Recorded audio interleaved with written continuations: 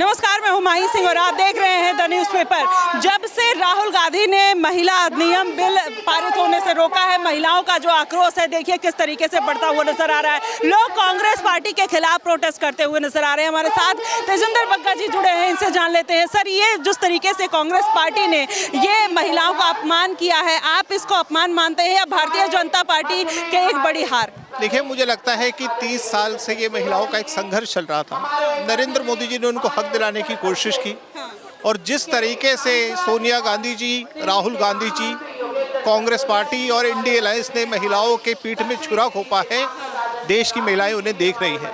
इसका सबक तो उन्हें मिलेगा ही मिलेगा।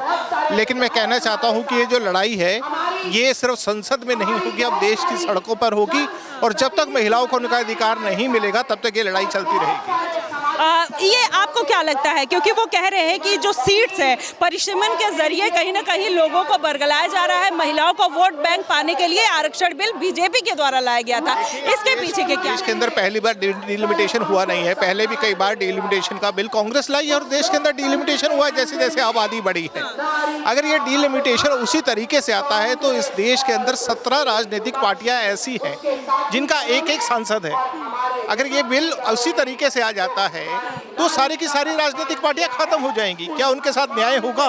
बहुत सारे लोग होंगे जिनकी सीटें हमेशा के लिए खत्म हो जाएंगी।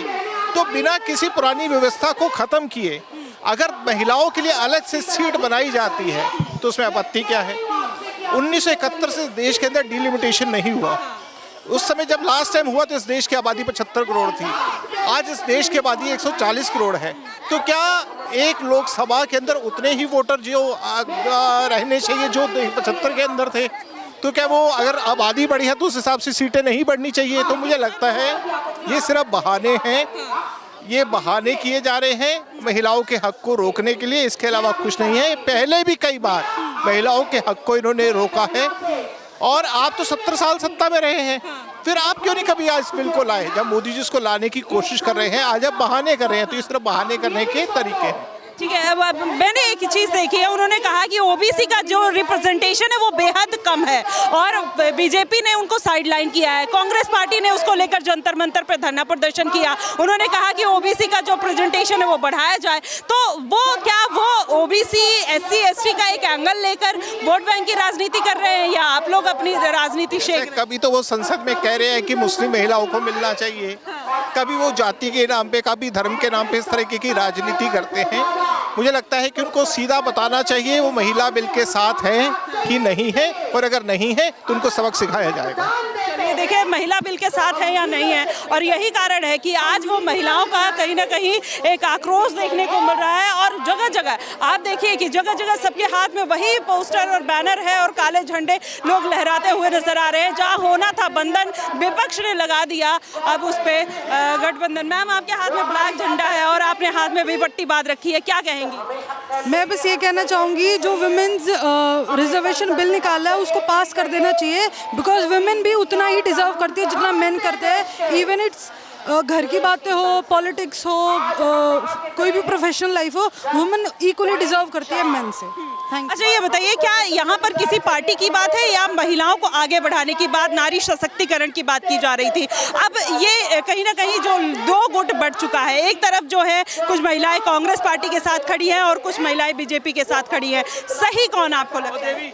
पॉलिटिक्स बहुत बाद में आती है। सबसे पहले हमें ये सिखाया जाता है कि कभी भी महिला और पुरुष में कभी भी डिस्क्रिमिनेशन नहीं करना चाहिए। तो ये पहले रिजर्वेशन की बात आती है, पॉलिटिक्स बहुत बाद में।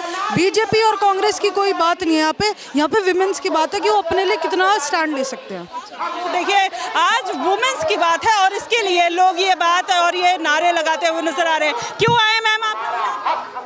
अच्छा, तो चलिए देखिए, यहाँ पर लगातार यही पोस्ट है और नारी शक्ति के साथ कांग्रेस का धोखा अब किसी को बर्दाश्त नहीं हो रहा, इसलिए लोग काले झंडे लेकर यहाँ पर उतरते हुए नजर आ रहे हैं और अपनी बात खुलकर रख रहे हैं। सर, क्या कहेंगे, जो महिलाओं का रिप्रेजेंटेशन है एक पार्टी के द्वारा रोका गया?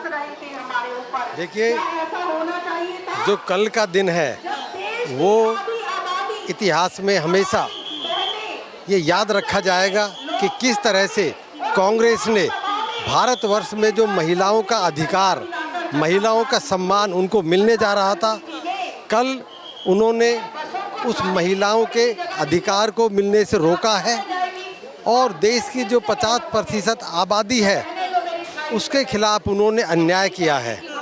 आदरणीय प्रधानमंत्री जी और भारतीय जनता पार्टी की जो सरकार है संसद में विधेयक लेकर आई थी कि अब महिलाओं की जो भागीदारी है वो देश के नेतृत्व में अब बढ़नी चाहिए।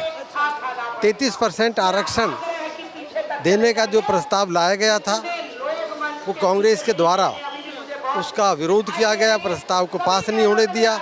इसके लिए आज आप देख रहे हैं किस तरह से दिल्ली से भारी संख्या में महिलाएं उसका विरोध करने के लिए, कांग्रेस का विरोध करने के लिए यहाँ पर उपस्थित हैं। सर, यहाँ पर पुरुष लोग भी आए हैं और वो भी महिलाओं का समर्थन कर रहे हैं, क्या कहेंगे ये पूरा जो आक्रोश देखने को मिला? देखिए बहन जी, कल का जो दिन है ये एक इतिहास का काला दिन है।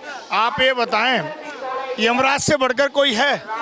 यमराज से बढ़कर कोई नहीं है। ये नारी शक्ति है कि यमराज से भी जो है ना, काल से भी लड़कर के अपनी पति की उम्र बढ़ा सकती है। आज नारी शक्ति की कोई सीमा नहीं है। आज महिलाएं किसी भी क्षेत्र में हो, चाहे वो युद्ध के क्षेत्र में रानी झांसी बनती हैं। और मैं ये कहना चाहता हूँ, आज ये सभी समर्थन में हैं, महिलाओं के समर्थन में है कि जो महिलाएं सरपंच बन सकती हैं, जो ये सारी कांग्रेस उनको घर में रखना चाहती है। कम से कम अगर महिलाएं सांसद बन जाएंगी तो उनको क्या दिक्कत है? अगर महिलाएं विधायक बन जाएंगी तो क्या दिक्कत है? महिला ही है जो ब्रह्मा विष्णु महेश को पलने में झुला सकती है। महिला ही है जो भगवान को अपने झूठे बेर खिला सकती है। महिला ही है जो यमराज से भी अपने पति के प्राण बचा सकती है। आप देखा होगा दिल्ली में महिला नेतृत्व बहन रेखा गुप्ता का, जो कि 27 साल के अंदर जो काम नहीं हुआ 11 महीने में बेतोड़ काम हो रहे हैं, युद्ध स्तर पर काम हो रहे हैं, विकास की झड़ी लगी हुई है। तो हम सब ये चाहते हैं, भारतीय जनता पार्टी ने सुनहरा मौका दिया था, लेकिन ये विपक्ष के लोग और कांग्रेस के लोगों ने उस बिल को पास नहीं होने दिया। ये महिलाओं को सरेआम अपमान किया है, उनके अधिकार को रोका है, उनको अपमानित किया है। उसके लिए ये हिंदुस्तान इसको कभी माफ नहीं करेगा। कांग्रेस को महिलाओं के सम्मान में हम लोग भी यहाँ पर आए हुए हैं और यह कहना चाहते हैं कि जो हिंदुस्तान की जनता है कांग्रेस को आने वाले समय में एक बड़ा सबक सिखाएगी। तो पुरुषों की भागीदारी अब तक समाज में दिख ही रही थी, लेकिन अब महिलाओं की भी भागीदारी लोग चाहते हैं और भी लोगों से जानने का प्रयास करते हैं कि वो क्या कुछ कहते हैं और वो किस तरीके से इस प्रोटेस्ट में शामिल हुए हैं और क्या उनका कहना है। मैम, क्या कहना चाहेंगी? आपके हाथ में आज ये झंडा भी, ये पोस्टर भी है और काली पट्टी भी है।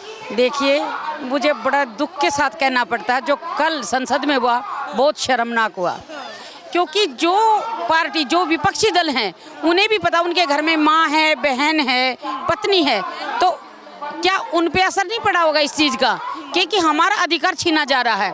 और कुछ भी हो, कितना भी कुछ संघर्ष करना पड़ जाए, हम महिला बहनें अपना हक लेके ही रहेंगे, क्योंकि हम घर भी संभाल रहे हैं, राजनीति में अग्रसर हैं, हम करते हैं। राजनीति से लेके गृह नीति से लेके राजनीति तक हम महिलाओं का कितना समर्थन मिलता है पुरुषों को, और वो पुरुष नगन होके ऐसी बात करते हैं पार्लियामेंट में। शर्म आनी चाहिए उन लोगों को। तो यहाँ पर क्या लगता है कि कांग्रेस पार्टी ने ये बिल क्यों रोका है? क्या वो सही में नहीं चाहते हैं कि महिलाएं आगे बढ़े? उसमें भी कहीं ना कहीं राजनीति है, क्योंकि आज से पहले इतनी सरकारें आई हैं, चली गई, कभी किसी ने सोचा नहीं महिलाओं के बारे में। पहली बार भारतीय जनता पार्टी ने महिलाओं के बारे में सोचा तो उनको मिर्ची लग रही है, क्योंकि महिला समर्थन करेंगी, क्योंकि उनको उनका हक मिलता है। लेकिन सबसे ज्यादा महिलाओं के बारे में कांग्रेस पार्टी ने सोचा, ऐसा उनका दावा है। वो बकवास करते हैं, उनका काम सिर्फ झूठे बकवास करना है, बाकी कुछ नहीं है। महिलाओं के बारे में सोचते तो कल बिल पास नहीं हो जाता। सोचते, लेकिन ये भी तो कह रहे हैं कि इसमें बीजेपी की चाल है, महिलाओं का वोट बैंक साधने के लिए 33% आरक्षण दिया। अब उनको भी डर है कि अगर महिलाएं उनसे खिसक गई और बीजेपी के खेमे में ये क्रेडिट चला गया तो आने वाले कई सालों में जो चुनाव है वो उन्हीं के पाले में जाएगा, बीजेपी के पाले में। देखो एक बात बताओ, जो आदमी, ये तो सबको दिखाई देता है, जो आदमी जिसके बारे में अच्छा सोचेगा तो देखो श्रेय तो उसी को जाएगा। नहीं तो इससे पहले कांग्रेस पार्टी ने सोच लिया होता, यदि वो इतनी भली पार्टी थी तो उन्होंने सोच लिया होता। कभी क्यों नहीं सोचा? बहुत लंबे अरसे तक चली है। एक बात बताओ, कांग्रेस की जो प्रधानमंत्री थी इंदिरा गांधी, क्या वो महिला नहीं थी? उन्होंने क्यों नहीं सोचा?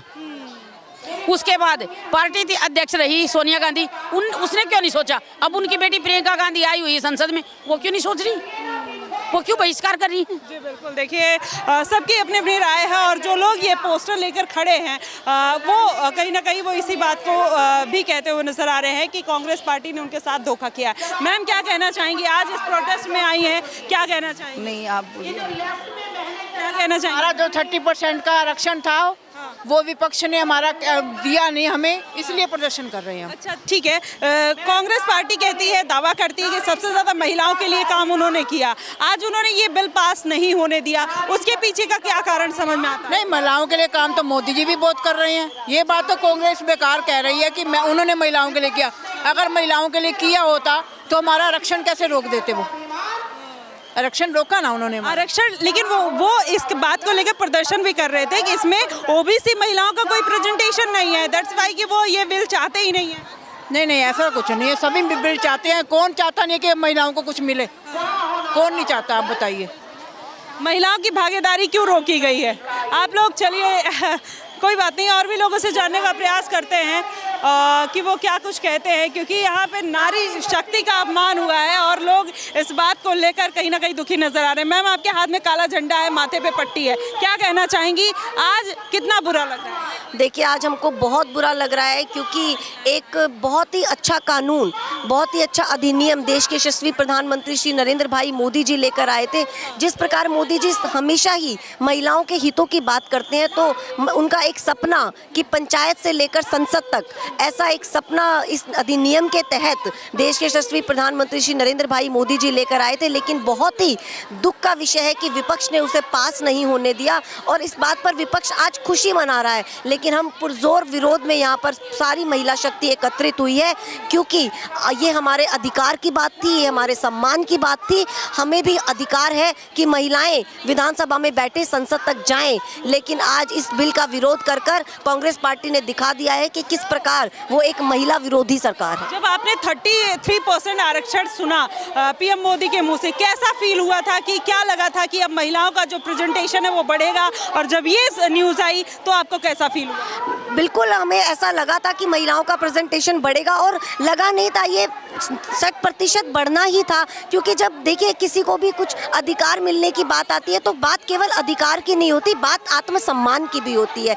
एक ऐसी सरकार, एक ऐसे प्रधानमंत्री जिन्होंने महिलाओं की मेहनत को देखा, महिलाओं के विज़न को देखा कि किस प्रकार महिलाएं राजनीति के प्रति अपना विज़न रखती हैं और देश को आगे बढ़ाने में उनका हाथ हो सकता है। जिस प्रकार महिला एक परिवार को चलाती है, और हम कहते हैं एक परिवार को आगे बढ़ने में एक महिला का हाथ होता है, उसी प्रकार राजनीतिक क्षेत्र में भी देश को आगे ले जाने में महिलाएं अपनी एक सक्रिय भूमिका निभाती इस बिल के माध्यम से। और आज जब विपक्ष ने इस बिल को गिरा दिया है तो हम सभी महिलाएं आज बहुत दुखी हैं, बहुत ज़्यादा रोष है महिलाओं में। आप देख सकते हैं किस प्रकार सड़क पर महिलाओं का ये रोष प्रदर्शन है, और आज यही रोष प्रदर्शन हम विपक्ष के कानों तक पहुंचाना चाहते हैं, अपनी आवाज़ पहुंचाना चाहते हैं कि इस बिल को पास होना ही चाहिए। इस बिल को पास होना ही चाहिए। क्या कहोगे मैम आप, ये जब सुना आपने कि ये बिल नहीं पास हुआ तो कितना दुख हुआ आपको? मैम बहुत दुख हुआ, क्योंकि सारी महिलाओं में जो उत्साह था वो देखने लायक था कि अब महिला भी संसद जाएगी, महिला भी विधानसभा जाएगी, क्योंकि सब महिलाओं का उत्साह देखने को नहीं बनता था। इतनी खुश थी सारी महिलाएं, और जब ये बिल गिरा और ये बात कल जब सामने आई, सब मतलब इतनी हतोत्साहित हुई ना, मतलब बहुत दुखी हुई। उनका दुख का कोई मतलब वो नहीं था, पार नहीं था। जो आप देख सकते हैं कि सारी महिलाएं कितनी अपने दुख को व्यक्त करने के लिए यहाँ पर आज इकट्ठी हुई हैं। तो ऐसे में क्या लगता है कि ये वोट बैंक की राजनीति या पार्टियों के चक्कर में, आपसी द्वेष के चक्कर में, इसमें महिलाओं को कितना बड़ा नुकसान हुआ है? मैम देखिए, जैसे कि बोलते हैं कि महिला मातृशक्ति जो है, वो मातृशक्ति एक ऐसी शक्ति है जो एक कहा जाए एक घर एक आदमी को दिया जाए ना तो वो नहीं संभाल सकता, बाहर की चीज़ें कर कर भी वो नहीं संभाल सकता, लेकिन एक औरत में इतनी शक्ति होती है वो घर के साथ भी बाहर भी संभाल सकती है। इससे ये प्रकट होता है कि महिला इतनी सशक्त है हर चीज़ के लिए कि वो सब चीज़ों को देखते हुए भी सब कार्य कर सकती है और सब कार्य में निपुण है। तो महिलाओं को मैम क्यों ना मिले? 33% आरक्षण जब मिल रहा था और क्यों इसको रोका गया? ये इसी का विरोध किया जा रहा है, जो कि बिल्कुल नहीं है। इसको पास होना ही चाहिए और ये पास होगा मैम। तो देखिए, जैसे हमारे देश के अलग अलग क्षेत्रों में महिलाओं की जो भागीदारी है हमेशा से आगे रही है, चाहे इस बार के ऑपरेशन सिंदूर में आपने देखा, चाहे तमाम ऐसे चाहे आप एयरलाइंस में देख लीजिए, डिफेंस में देख लीजिए, मेडिकल में देख लीजिए, हेल्थ केयर में देख लीजिए या फिर आर्मी में देख लीजिए, हर जगह पर महिलाओं का जो प्रेजेंटेशन है वो हमेशा से ज़्यादा रहा है और वो कहीं ना कहीं बढ़ता हुआ नजर आया। शायद वही बात जो है वो पार्टियों को रास नहीं आई, अपनी वोट बैंक की राजनीति के चक्कर में उन्होंने महिलाओं को साइडलाइन कर दिया। जो महिलाओं के हक की बात करते थे आज वही महिलाओं के लिए इस तरीके के फैसले लेते हुए नजर आ रहे हैं और यही कारण है कि उनका आक्रोश भी देखने को मिल रहा है। फिलहाल आप क्या सोचेंगे, कांग्रेस पार्टी ने जो फैसला लिया है वो क्या वोट बैंक की राजनीति के चलते लिया है या भारतीय जनता पार्टी ने ये बिल लाकर वोट बैंक की राजनीति की है? आप हमें जरूर बताएगा। फिलहाल के लिए बस इतना ही। देश और दुनिया की तमाम खबरों के लिए हमारे साथ बने रहिएगा द न्यूज़पेपर पे। धन्यवाद।